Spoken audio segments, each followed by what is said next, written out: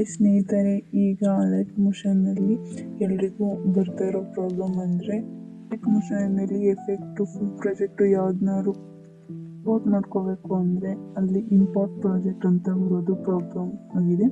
ಈಗ ಅದನ್ನು ಹೇಗೆ ಸಾಲ್ವ್ ಮಾಡೋದು ಅಂತ ನಾನು ಹೇಳ್ಕೊಡ್ತೀನಿ. ಇಲ್ಲ ನಾನೊಂದು ವಿಡಿಯೋ ತೊಗೊಂಡಿದ್ದೀನಿ, ಅಲ್ಲಿ ಶೇಕ್ ಎಫೆಕ್ಟ್ ಮೇಲೆ ಕ್ಲಿಕ್ ಮಾಡ್ತೀನಿ. ಇಲ್ಲಿ ನೋಡಿ ಬರ್ತಾಯಿದೆ ಇಂಪೋರ್ಟ್ ಪ್ರಾಜೆಕ್ಟ್ ಅಂತ ಬರ್ತಾಯಿದೆ. ಸೊ ಇವಾಗ ನಾವು ಲೈಟ್ ಮೋಷನ್ ಹೋಗೋಣ.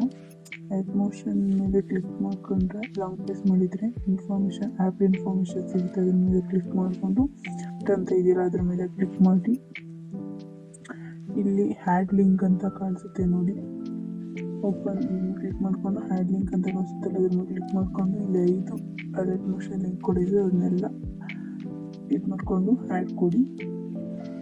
ನೆಕ್ಸ್ಟು ಬ್ಯಾಕ್ ಬಂದು ಈಗ ಮತ್ತೆ ಅದ್ರ ಮೇಲೆ ಕ್ಲಿಕ್ ಮಾಡಿ ನೋಡಿ, ಅದ್ರ ಮೇಲೆ ಲಾಂಗ್ ಪ್ರೆಸ್ ಮಾಡ್ಕೊಂಡು ಶೇರ್ ಲಿಂಕ್ ಅಂತ ನೋಡಿ ಟೆಲಿಗ್ರಾಮಿಗೆ ಕರ್ಕೊಂಡು ಹೋಗುತ್ತೆ. ಟೆಲಿಗ್ರಾಮಲ್ಲಿ ಸೇವ್ ಮೆಸೇಜ್ ಮಾಡಿಕೊಂಡು ಇವಾಗ ಆ ಲಿಂಕ್ ಮೇಲೆ ಕ್ಲಿಕ್ ಮಾಡಿಕೊಂಡ್ರೆ ನಮಗೆ ಲಿಂಕು ವೆರಿಫಿಕೇಷನ್ ಬರುತ್ತೆ.